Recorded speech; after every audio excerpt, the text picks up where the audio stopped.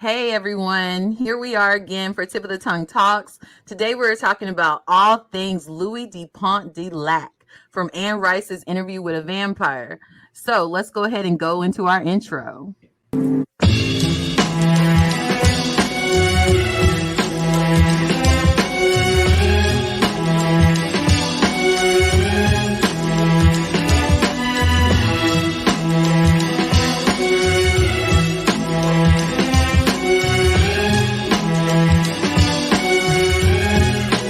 That's my baby daddy. You can drink from any vein I have.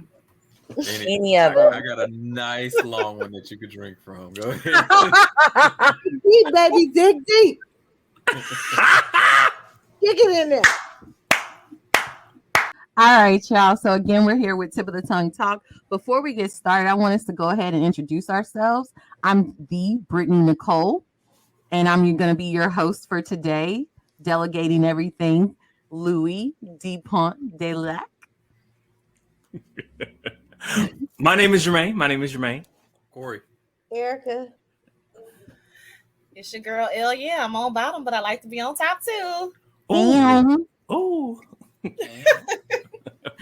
I know that's right. So y'all, when we talk about Louis, one of the things that I wanted to talk about, Louis is one of the main characters, and Louis is an easy character to warm up to. He's super charismatic and charming, and that makes you want to learn more about him.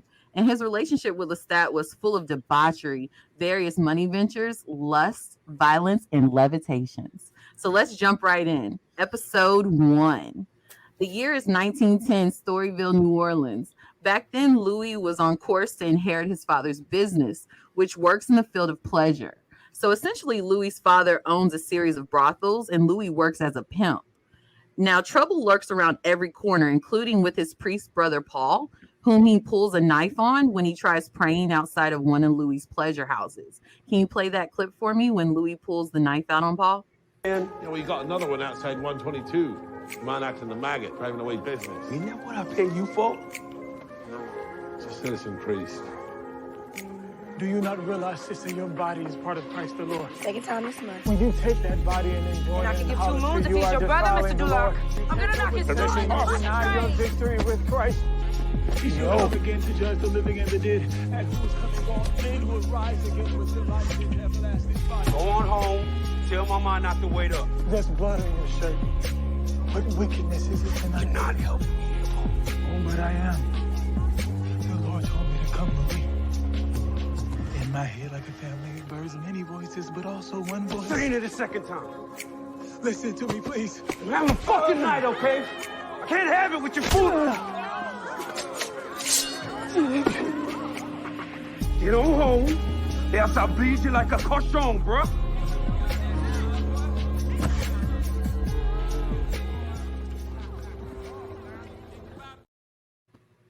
All right, that was powerful. So, in y'all's opinion, what is the importance of this moment between Louis and Paul?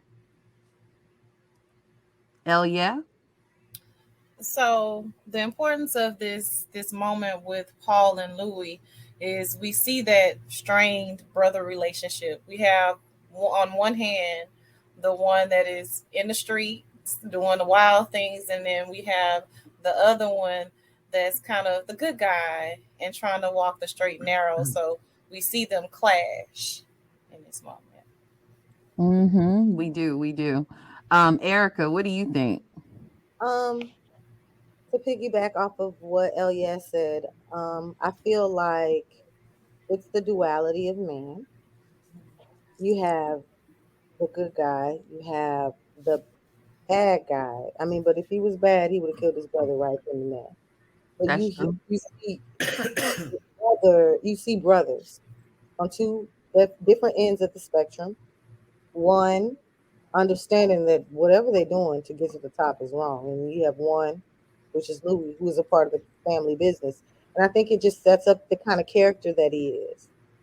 Like, he believes in success by any means necessary. This is who he is at his core. He's like, even keeping in his father's business up, he's still partaking in the family business to get where they need to go to sustain the lifestyle that they live. And maybe this was lost on me, but I don't think the father was into the brothels and things like that. The father had money, but after he passed, Louis found prostitution and doing all those things to keep the money going because it was a lucrative business.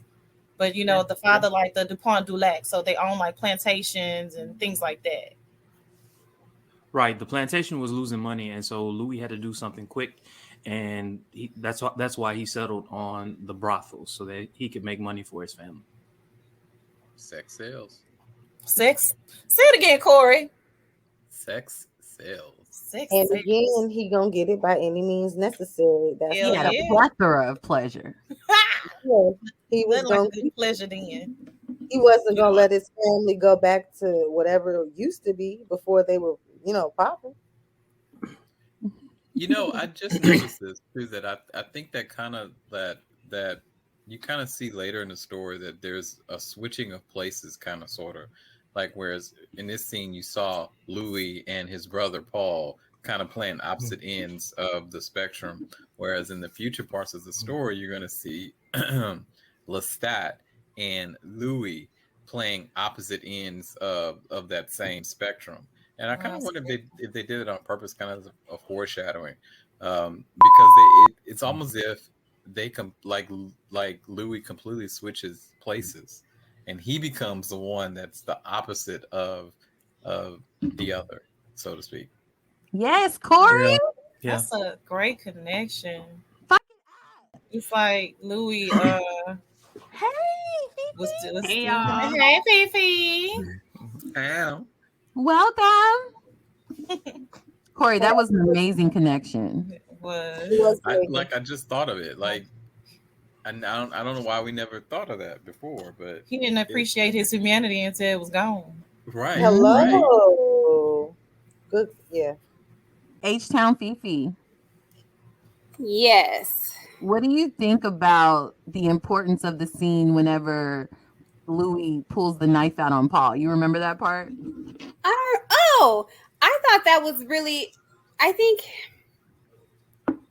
first of all, I don't think I remembered that it was his brother at first, but I think that he did that to show like that he was the one with the power, and like I'm the one in control, I'm the one with the power, like listen to me, and ultimately I'm trying to save your life right now because you not for the streets like I am. And so because he was like super Christian and stuff, like it's almost like he didn't have street smart, and he did that as a way to protect him. Mm-hmm. Louis did that So for himself because we you could can't also look say weak on that Liberty later Street. on, it's the same thing that happens. Right. The same thing that happens with him. Now, y'all, during that part of episode 1, whenever Louis pulls the knife out on Paul, who was watching and why was he watching so intently? What do you think that Lestat saw when he was watching Louis in that moment that made him so intrigued? His nature was rising.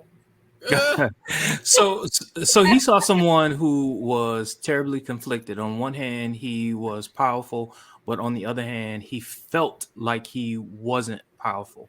And remember, Lestat could read the minds of people, right? And especially if he connected with Louis, he was 9 times out of 10 he was reading his thoughts in that moment, and he could see that in Louis. And I still assert that he saw himself when he looked at Louis. You know what? I think that like I remember him saying like Lestat was like I guess he was narrating to himself that like it was interesting that Louis did that, being a black man during this time. Like black men just didn't have that type of power. So I think that really intrigued him because he was like, wait a minute, the fact that he's even doing this right now was like kind of sexy to him, but also it made him think like, who is this man that even the white men around here aren't doing anything to him since he's over here like being super aggressive like that. I also What think do you he think, was attracted Erica? to his humanity too. I Like only that which he disagree. had lost. Oh, I'm sorry, Corey. Say it one more time, Corey. I was saying I also think that he was attracted to his humanity, but ultimately that's one of the things that he began to dislike about Louis, how he clung to his humanity in his eyes, But that is initially what attracted it to him, in my opinion. I think that was one of the things that he saw in him, that he was like, he saw that piece. No, he saw that piece of himself.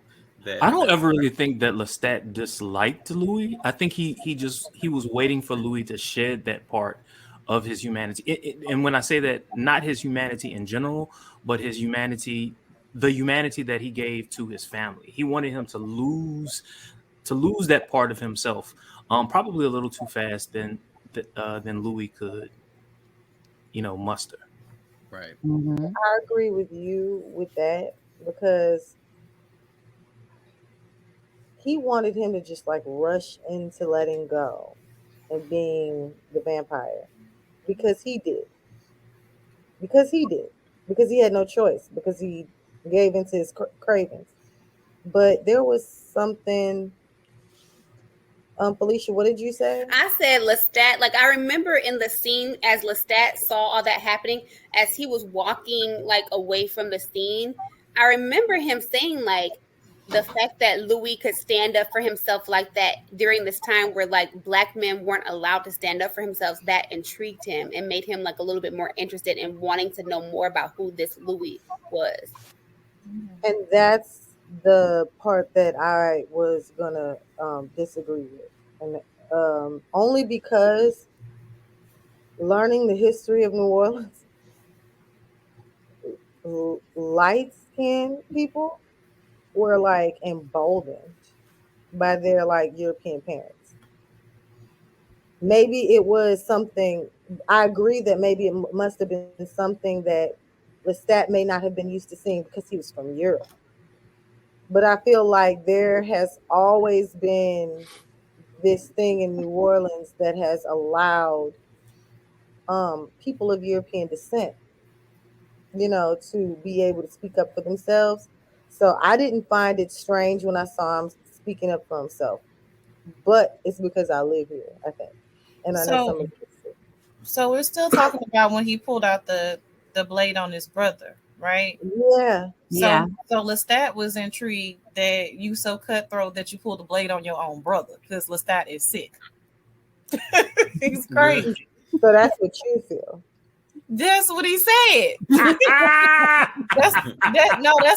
that's what Lestat said. He straight up told it to Louis. Like when they were at the restaurant with Lily for the first time. I never even heard that part. Yeah, he was like, and I said to myself, Lestat, I just know that like the only thing that I thought was really cool about the show was that they showed how like biracial people acted back in the 1920s. Like they ran the damn show. And honestly, in New Orleans they did, and they still do. So within the context of the show though, now of course the original Louis was white. But did they ever say that Louis and his family were mixed? Are they not? Yeah. In the beginning, they talked about that. Black sister. Yeah. Wait, say it again. I said he's clearly a black man with his black sister, and his brother had different texture hair than he did. He was the most passe blonde of them all.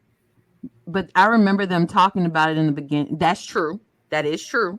But I remember them talking about it in the beginning about how men that looked like his grandfather and father were the ones who were leading the city or something. Yeah. Okay. But for him, he had to work in an industry that would allow somebody of his complexion to make money, which was why he had to work in Storyville. So y'all said that was worse for him because he was still noticeable, even though he wasn't that close to being that bad. So they said that the father. So y'all are saying they alluded to the fact that his father was white, or that his father was passe.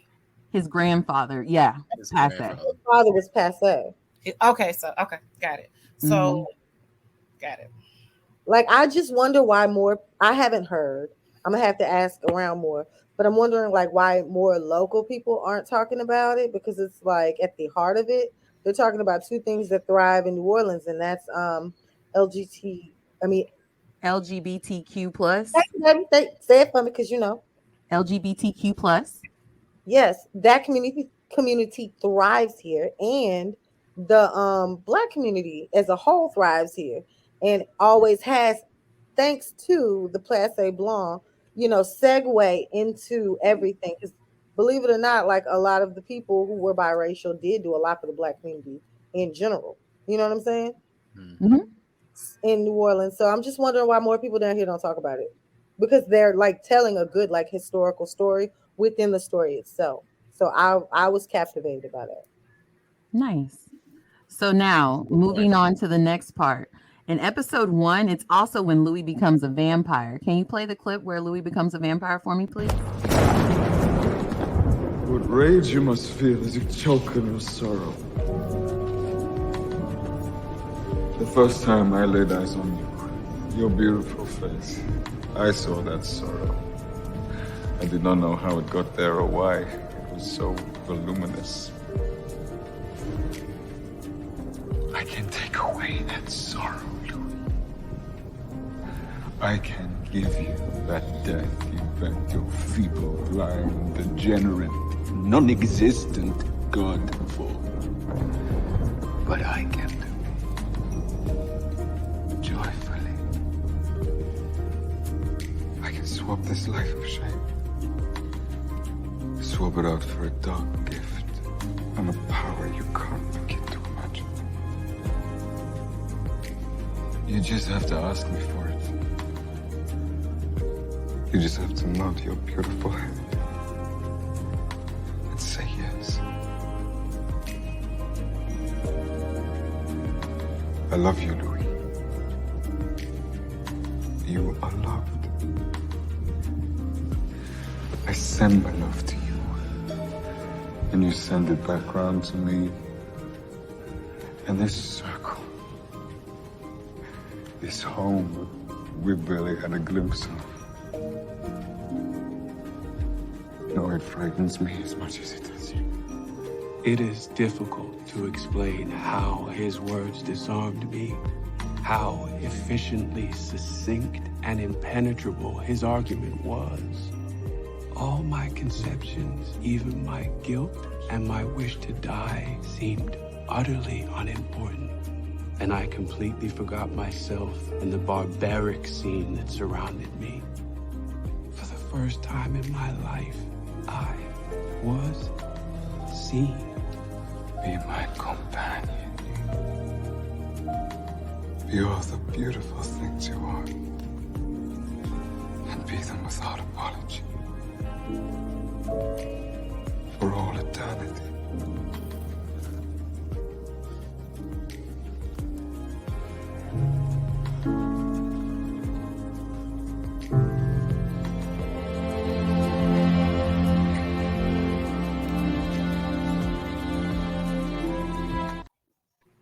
Woo! Now, in this moment right here, what do you believe impacted his decision to become a vampire in that moment? With that French white all in his face, what do you think impacted him? Them eyes. Wasn't it intense? It was really intense. I think it was grief. You think it was grief? I think it was grief. A grief with an overwhelming amount of lust. Ooh. As well. He looked into his soul. But I think it was grief. Your family, is, well, essentially your mother is upset with you and blaming you for your brother's death. This is the person that you're closest to, you're the most vulnerable with, and now you have this double scoop of vanilla ice cream captivating you. And you're very vulnerable. So I think it was grief mixed with lust. He was on top of him too. And on top of him, he grabbed his neck. He's stronger than him. So that's what I think it was. Grief and lust. It was gust. That's why I was like, I'm so glad that scene was long, because I was like, oh, grab my neck too. You grab the back of my neck. Hold me down too. and speaking to my soul. But you know what, Brittany is I love the fact that you said speaking to my soul. I think, and he says it a little bit later. He says, this was the first person who ever saw me and really understood who I am as a person, and he was speaking to that. And I think like in life, there are so few people who have connected with us on that level. And when someone does, it doesn't matter whether it's a platonic relationship or a romantic relationship, you kind of cling to that person, right? Mm-hmm. And especially if this is someone that let's face it, like Lestst courted him, right? And so he was he probably had like some deep feelings for him anyway. So come on, let's give it to me. Right. Yeah, and I agree with you. Just based on the things that he was saying, like Lestst needed Louis just as much as Louis like ultimately kind of needed him. The way that Lestst, like looking at that scene again and looking at his eyes, first of all, he is finer in real life. When I was first seeing this, I was like, oh, he's sexy. But after this scene, I was like, oh, his eyes look kind of scary. But anyway, I think that based on the things that Lestst was saying, he was like, be my companion. I could take away all that sorrow from you. Like, I could give you everything you want. I can give you joy literally right now. All you got to say is yes with those beautiful eyes of yours. I think that, I think Louis definitely felt seen, but I think it also felt good for him to be wanted in that way. Like, no one has ever just wanted him like that or expressed that type of like emotion and feeling to him. So I think that's what made him be like, okay, all right. Also, Corey, what you think?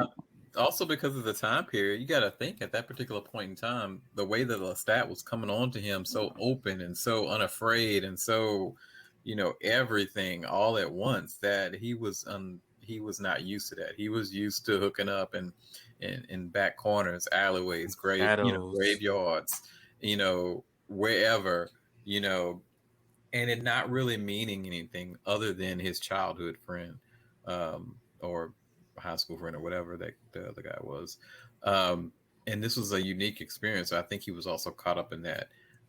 He's like, man, God, and he just, again, gust. I can live my life openly. You're telling me I can live my life openly. That's appealing, especially if someone who's in the closet. But even though he was in the closet, didn't he say though at one point like he never seen himself as gay? At that point, right? At that point. Okay. I think he just thought he kind of messed around, or that he had, flings or whatever. Okay. I don't know if he. I don't think these passing feelings. Yeah, I don't think he recognized that that could have been his lifestyle choice at that time, because he had not met someone like Lestst that was willing to go that extra step. And then I think that is the beginning where it opens the door for him to realize, oh my God, I can have more, there's more that I can have. There's no glass ceiling. Correct. Mm-hmm. I also say one thing. Yeah. He recognized the bad boy in him and didn't reject it. And don't laugh at me. No, that's a nice segue for L. Yeah. Like, he be wanting to kill people too. He be wanting to get mad and like hurt people too. And it was like, damn, he see that I be wanting to like hurt somebody. And he still want me. Did you say hurt somebody? Defend myself. Can we get on top of that? Like, and then it doesn't scare you away. It draws you near. Mm-hmm. There's something really sexy about somebody who accepts your darkness as well as your light. Because everybody wants the light. Oh, you're so good, or you're so nice. Oh, I love you so much. You're so happy. You're so bubbly. You're so prayerful. Oh, you're so this. You're so that. You're so great. They don't never say you're a bitch and I love it. They do. They say it. I know you do. At certain times, yes, you do. Yes, you do. But not you in particular. I'm just saying, don't allow people to have the villain inside. And I feel like that's why I always like love the villain, because I'm like, y'all, life requires a lot of goodness.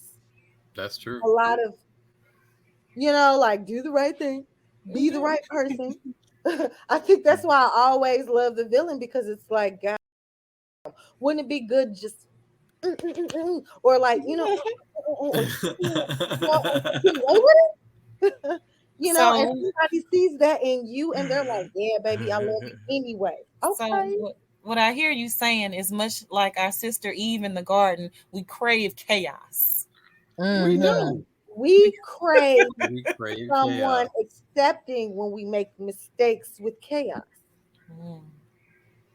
That's all I'm saying. I think all of us do to an extent, because I also Yes, and chaos look appealing.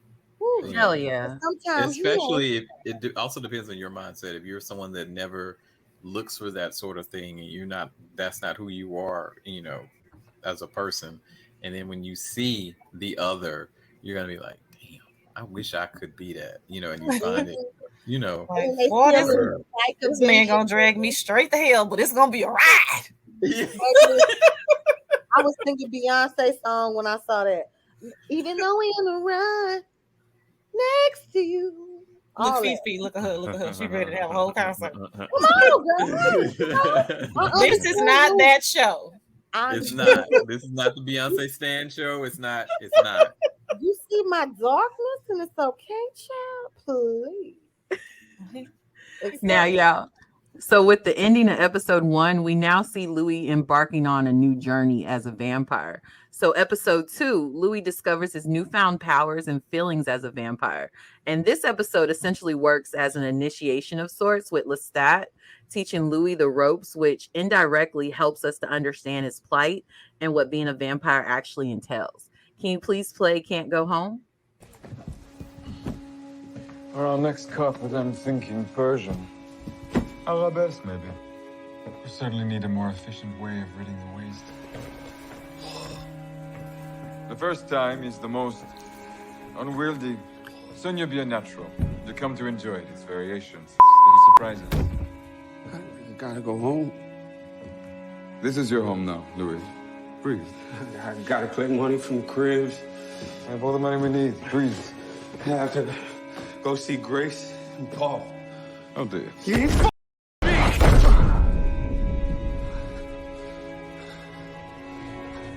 I need to go home.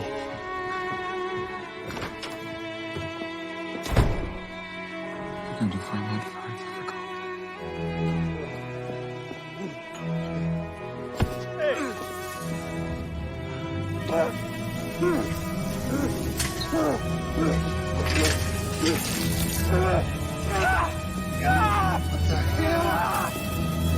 Hey, now.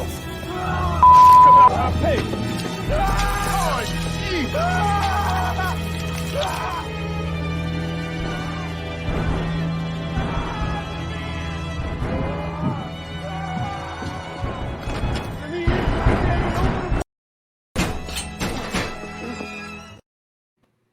Woo. So, y'all, how does this moment shape Louis and affect him, knowing that he can't go home? That's when the child learns that the stove is hot by touching it. Because Lestst did not have any sense of urgency and rushing to him, trying to be like, hey, don't go outside. You wait until he leave and you whisper. You're gonna find it real difficult. I think he was traumatized by that. The fact that he couldn't continue to do. See, Lestat never explained to him, okay, yes, I could give you all these good and wonderful things, but what you have to give up is this. What's the cost? Those words never came out of his mouth. The truth comes out the butt, and he ain't do that. Right. And so as a result, he was traumatized. Literally, I could die if I go home. Mm-hmm. If I go to the corner store, I could die. Y'all, he didn't give him his last sunrise neither. That was bogus as hell. That's so true. That is so true. He didn't even. He didn't allow him to see the sunrise. That was kind of messed up. His last sunrise was Paul killing himself. Literally, that was like the beauty of Interview with the Vampire. Like the trauma and the darkness that they interwove into the story, and just kind of made you ache for Louis and the love. And the love. They gave us the both. trauma, the darkness, mixed with the love and the lust and There's the a lot of need. trauma bonding. Yeah, and that's a good one. Trauma bonding. Ooh, that's a lot to unpack right there. Mm-hmm. That was intense. Can you play My Club Mountain of Money? I'm the owner of the brightest club in the district. My club, my rules. I open the doors to anyone with money to burn. I paid the staff better, paid the band better. All the while helping those who have been with me down the block to better themselves. Miss Williams? Mr. Dulac. And it was a pointless point of pride that I paid back every cent I borrowed from Lestst. It was everything I had ever wanted or wished for. And it doubled nicely as a revolving door of prey. You fellas know where I can find a Fair Play Saloon? We're about 5 years late. So how long are you in town for? Yeah, I'm just around. From 1912 to 1917, I made a mountain of money. Enough to retire and be buried like a pharaoh. So why was it important for Louis to own his own club back then? You control your destiny. Do you think that he ever felt like he was able to control his own destiny before that moment? No. I think I think prior to it was exceedingly difficult. He had to deal with this person. He had to deal with that person. It was almost like favors all along the way. If you give me this, I'll give you that. But by owning his own club, that kind of gave him some stature within New Orleans. And leverage and access to resources and access to people that had resources that would kind of take him seriously. You know, it just access. That's what he needed. It was access. So why do you think it was important for him to want to pay Lestat back? So ain't no white man gonna have leverage over me. Right. Give me no handout. Only based on no loan. Might as well let him have the leverage over him. He had the levitation over him. Keep the leverage too. Look. No, but I understand. That's what we do at night. Okay, equal in the dark. You want to be on the top? That's it. I'll let you have the top. I feel like Louis like to be at the bottom. Bedding down with him. All right, can you play No Family of His Own? You have to stop seeing them, Louis. I grow fearful of you if I haven't already. I can't do it. It's a rite of passage for all of us.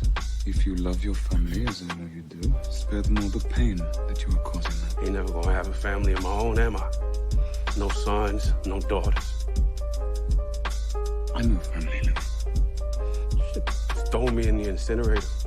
Make another one. What a waste that would be. I have 2 centuries walked this earth and can report you have no twin. No one as angry, as stubborn, as unaccommodating, as maddening. It's all like trash to me. As loving, as dedicated, as thoughtful, as imperfectly perfect as you become. You're a challenge every sunset Sunday, and I'd have it no other way. So what kind of impact did the loss of Louis' family have on his life? And how does it correlate with the loss of his humanity? I think it was the final straw. I think that it was the final nail that really kind of solidified to him that he may need to get away from Lestat. I think that's when he really started to realize, in my opinion, that something's not right. Something needs to change. I think it was the beginning for me. I also think that it represents his family, it is the loss of his humanity. There's no more ties for him in the human world at this point in time. Yeah, I think all up until then he was caught up in the rapture of Lestat. And the rapture of love. Okay. And he was craving his family, and to realize, man, I almost killed a part of my family. That is not right. That's not good. You know what I'm saying? And by not saying, but by saying that this is not good. I think that goes back to what we were talking about earlier when we were talking about religion. That made him closer to his religion. Anybody else? At this point, Louis is devastated. He's self-loathing. A little bit of a drama queen in this scene. I'm like, I'm trash. At that point, I was like, Louis, shut up. Is what I was thinking. But in reality, it's like, dang, okay, you've been through a lot, so I'll allow it. But if you would have listened to Lestst, then you wouldn't have been wanting that baby. Yeah.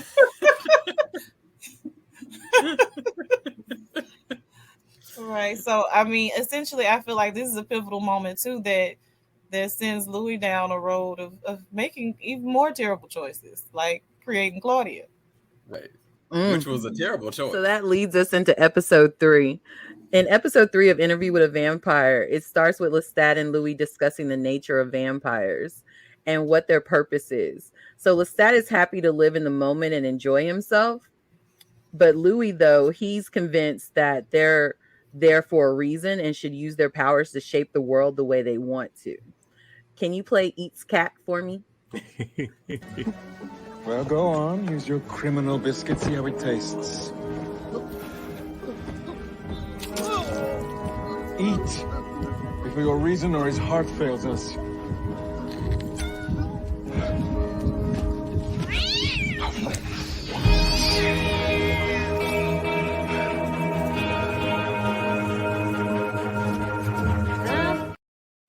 Oof. So in that moment, him sideways. How does Louis' lack of human consumption affect him as a vampire? And what are Lestat's opinions on this? I kind of feel like it makes him a little bit weaker in a way. A little bit. You said a little bit weaker? Well, a lot of weaker. I was going to give him the benefit of the doubt, but it makes him weak. He always hungry. He can't think. He's confused. He always what, Corey? He always what? He always hungry. He tired. He's lethargic. He just. That's why you never read books. You don't have the energy to do nothing else. You sit in your lung and you think and you depressed. You got a raccoon walking through the house, newspapers everywhere. And thinking it's a sandwich. It's the raccoon's a meal. Nah, bro. But you know what though? I think that's what made Lestat, because Lestat was disgusted with the fact that he just wouldn't have human blood. Like, why are you sitting here eating an animal? I think Lestat knew, okay, you gonna want some human blood in a little bit while you keep acting like you too good to have some of that. Because like honestly, the animal blood, even I think back like to Twilight, how the Cullens only like they fed on animals sometimes, and everybody, the other vampires were like, y'all are so weak for that. Like, enjoy human blood, like the sweetness that comes out of the human vein or whatever. So I think Lestat was like super annoyed with him by him just wanting to eat the cats. Even so, like I think like didn't Louis pretend like he was going out there trying to eat humans, and then Lestat was watching him and saw that he was still only eating animals? Yeah, he didn't like that. And I also feel like in the book, I kind of think that it gets to a point, and I could be confusing this with because I've seen so many vampire shows but I feel as though at some point in the book, they didn't show this in the show, that he does start to drink human blood, but it was only those who he considered the evildoers. I feel like, but I don't remember if that was the book or. That's in the show too. Yeah. Okay. I think it's that whole better than thou attitude that he was actually over. Like, I think if he had a genuine sense of like eating only animals, he could have got with that. But I think Lestat chose. I think Lestat was over 100-some years old. When he chose Louis, I think he saw who he was gonna be, but saw him like 50, 60, 70 years in his future. But he knew, like, yep, I'm making a certified killer right here, boy. He was a baby. And he didn't, he hadn't matured into the killer that he wanted him to be. I would have been done with Louis because first of all, when I made you was not a vegetarian. Okay, let's be clear. As a human, I can guarantee you it wasn't no vegan gumbo that you was eating at the crib. It I know wasn't. about 5 men you wanted to kill right now. So now that you're a vampire, you're gonna change your diet. Bearer of Men, I'm glad you said what you said earlier, because if you read the book Lestat, Lestat spent years where he did not drink human blood. He didn't. And so for Louis to forsake, I just think that Lestat just wasn't thinking about his own past and evolution. And I guess he just took for granted that Louis, because he was with Louis would just automatically just want human blood. But Lestat went through the same thing. He's far removed from They that. and they He's also like, they I want didn't you to talk. be where I'm at. Okay. They didn't talk about this too in the show, which is a good point. Is that later on they start, and maybe they bring it up in the next season, but they started to do something called the little drink, is what they called it. Empathy. Yeah. So it was just they weren't draining people and ripping their heads off and pulling the torso over their throat like you've seen in some, but it was just little bits of drink, where they weren't killing the person, but they were getting the sustenance that they needed. So maybe it resolves itself later. That issue. Didn't Anne Rice make those people like almost like connected to them though? When they did that, when they took a little bite off of them, the people just kept coming back to them. Oh, whenever a vampire feeds, there is like some intimate shit. Yeah, and that's why like so many of them are okay with giving the blood, because they get high off. Oh, like true without yes. letting them take a little like euphoria, but it's also kind of like ecstasy, I guess. They got it kind of mingles with sexuality and sex, and it's like a combination of different things. I would have probably been a fang banger on True Blood. I ain't gonna lie. Me too. I'd never tell. Only for Eric Northman though. Listen, that's my baby daddy. You can drink from any vein I have. Any of them. I got a nice long one that you could drink from. Go ahead. Deep, baby, dig deep. Dig it in there. Yeah. When you hit that nerve, right there. Oh man, can you play "Aren't I Enough," please? He has talents. Aren't I enough?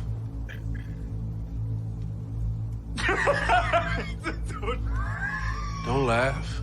No. Don't laugh. Louis. You have some squirrel. Don't. We'll be together 10,000 nights. 100,000. What we're doing is hard. Anything that wards off the dullness of the everlasting road we walk. The pleasures of the flesh. Pleasures of the kill. For me. Pleasures of the good book by the fire for you. I can smell it on you. From time to time, I like a little variety. There. I said it. We're communicating so much better.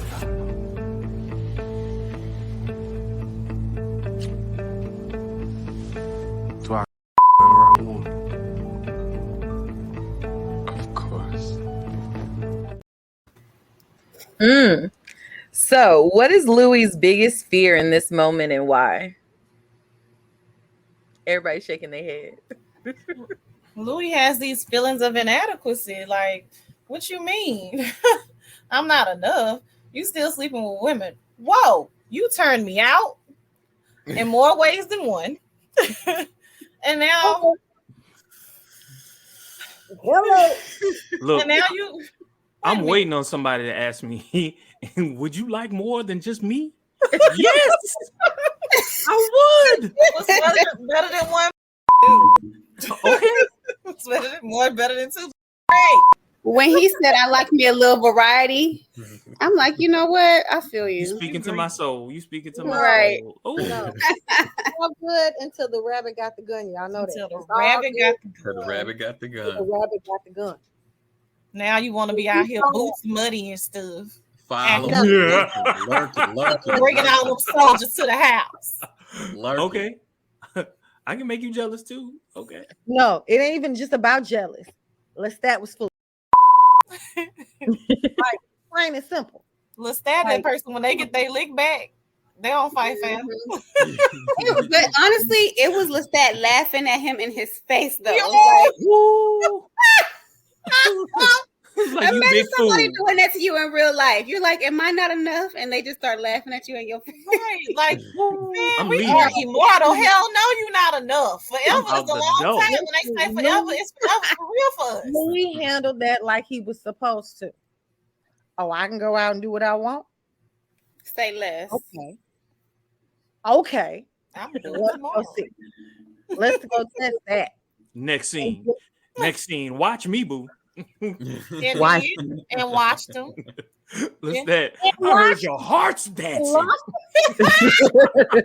He was mad. He was I big didn't mad. tell you to He go was fall big in mad. love with the. He was big mad. Morning. Hell yeah. So you can get you a little go have your heart dancing and stuff. No. You want to go smash somebody you love. You extreme. And then he had on the uniform. Oh, you like uniforms? Huh? Wait, let's go ahead and play it then. Can you play Louis Takes Lover for the Night, please? Uniform. It's the moonlight.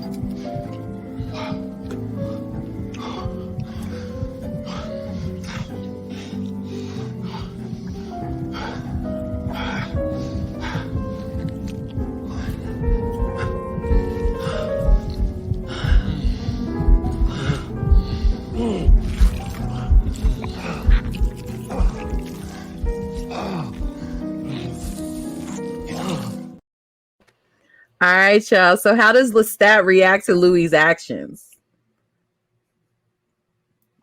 Like a fucking creep. What does he do? Watch. Jealous. Lurking. Mad. Big mad. He invited all them soldiers over. Felt like, oh, you like soldiers, huh? I'm going to give you your soldiers. You want soldiers? I'm going to give you every little one of them. I want a soldier. Mommy. He said, oh, I got what you're looking for. You want soldiers? I got like 30 of them. How about that? Act like an all-out psychopath, predatory and petty. That's right. Predatory and petty. Predatory. Mm-hmm. I was kind of Possessive. disgusted. Can I? Oh, I'm sorry, what you? I was just saying that he was just possessive. That's all. Petty, It's predatory, and possessive. All that. I was mad as hell at Lestat because I was like, even in the vampire world, well, y'all some goddamn freaky freaks. And you love all the blood you can eat. And you do all kinds of salacious shit. You have the nerve. So want your cake and eat it too. You got The unmitigated gall. unmitigated gall. To want Louis to smash only himself while you got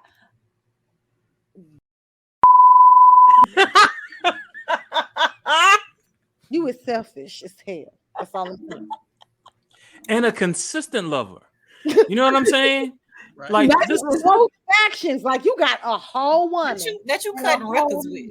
You is Y'all sing on the side. Y'all got a whole little side life. Then y'all go A places whole together. little side life. the only one who is advantage, who's at an advantage in this whole situation is Lestat, and he can't understand why neither one of them is okay. Come on, Right. no, only one goofy. Okay, and I'm actually kind of mad at the writers for making the woman the only one okay with it. So I'm saying, Yeah. She's kind of dense to me. she was, but why it had to be the woman that was dense? But at the same time, Louis was kind of dense too. This is the big reveal. Louis became my least favorite character when it became a show. I was in love with him in the movie, but he's my least favorite character in the show now. Why? Because Why? he accepted so much abuse. Like you didn't fight back. I mean, he did when he got him a little swerve on, when he ain't go get no other French quiet, and he went and got him a chocolate dip. You know what I'm saying? I appreciated it. You know what I'm saying? Because he just stood in himself, like, oh, it's all good. We all gonna do it then. But then when he swam through that Mississippi River, forgot that I was over the edge, man. That's because as we watch these shows, it's like, we become friends with these characters. Yes, so I you see Louis like a friend. Like, why are you letting him play with you? Right. He was my okay. But look. He went swam the ocean. I'd have smacked her. Isn't that what friends? Isn't that what friends do? Yes, not a cussed out the whole ride home and still stood beside her. But I'd have told that wench. Friends are not just one thing, right? These friends typically vacillate between this and this and this and that. The things that come out of someone's mouth is not necessarily how they act and react in real life. Mm-hmm. And I think we were simply seeing a real person in that moment. Yeah. That's why I love the show in general, because that's what people really would have done. But at the same time, it'd have been all kind of stuff. Hell yeah. What do you think about Louis so far from what we've seen? I'm Team Lestat. And probably because in real life I would probably be more Louis. Me too, but me too. I think Louis just got a lot going on, and Louis is making the best poor choices. And I know that's an oxymoron. But I understand you 100%. I understand exactly what he's throwing, like I said earlier, grief and lust. It's to me, that's Louis in a nutshell, grief and lust, and you're making reactions based on those things. So, I like to watch Louis do dumb. I ain't gonna lie. It makes for good, honest TV for me. It does. Like, he's vulnerable. He makes the dummy choices. He's that friend that you want to take her phone and block the dude for. Mm-hmm. But you can't do it, because then you're gonna make that about her and you instead of about her and him. So you can't do it. Why you blocked him? I can't talk to you no more. You just gotta let it play out. So it's like watching Louis is like watching it play out with a friend. Like, I love you, but you'll know when you had enough. Corey, what do you think about Louis so far from what we've seen? This Louis is a little bit different from the Louis in the books, but not so different to where I don't recognize the character. He is not quite as self-loathing as the Louis in the books, but I can still see it. But it still makes me want more from him, or for him, I guess you would say.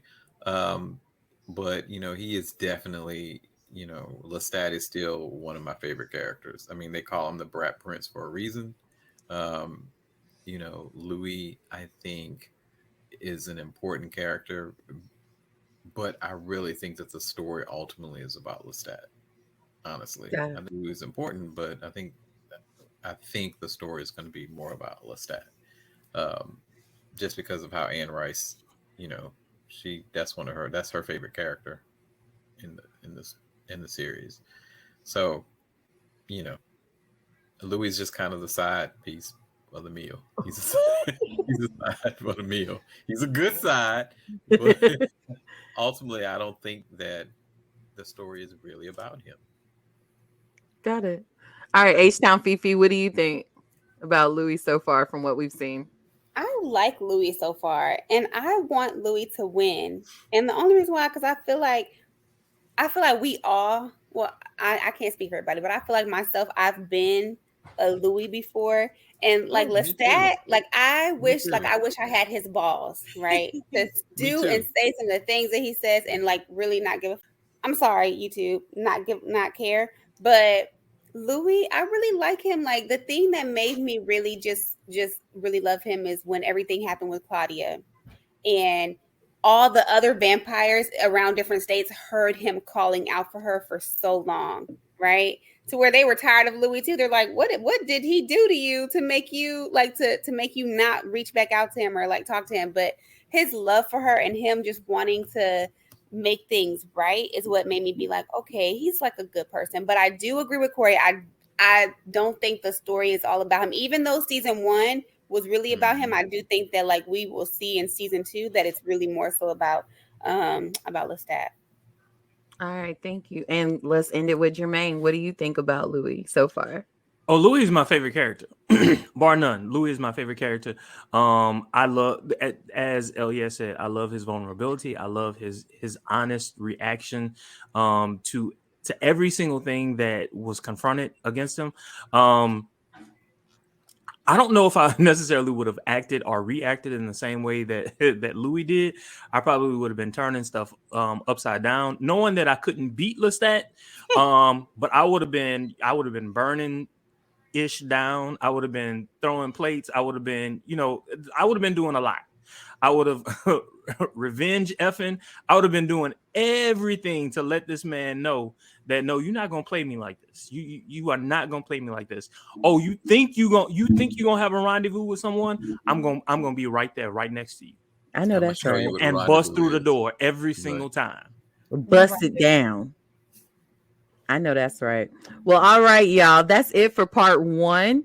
Thank you for watching Tip of the Tongue Talks. Please stay tuned for part 2 of Louis from Anne Rice's interview with a vampire.